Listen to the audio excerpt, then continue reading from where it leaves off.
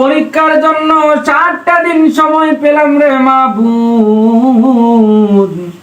আজকে মনে হয় কালকে পড়বো, কালকে মনে হয় পরশুদিন পড়বো। এইভাবে করতে করতে 7 দিনের মধ্যে 5টা দিন চলে গেল রে মাবুদ।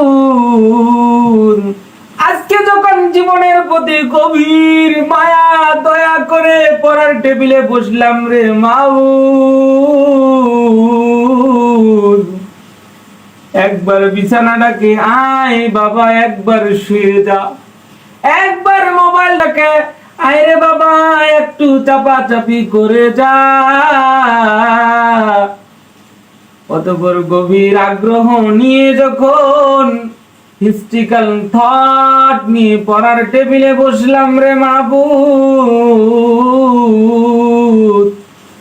একবার পড়ি উমাইয়া খেলাফত, আরেকবার পড়ি আব্বাসীয় খেলাফত।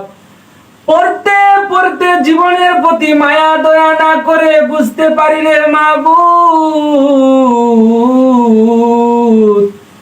তাদের পতনের ঘন্টা কত নিষ্ঠুর, কত নির্মম ছিল।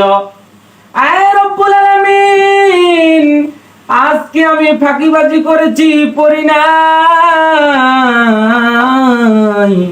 আমার এই দুর্বলতাকে কাজে লাগিয়ে পুঁজি করে আমার সাররা না জানি কখন আমার পতনের ঘন্টা বাজিয়ে দেয়।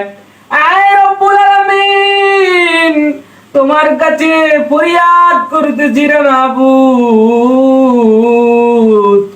এবার আমার মেধাকে খুলে দাও, পরবর্তী সময়ে আর আমি ফাঁকিবাজি করব না।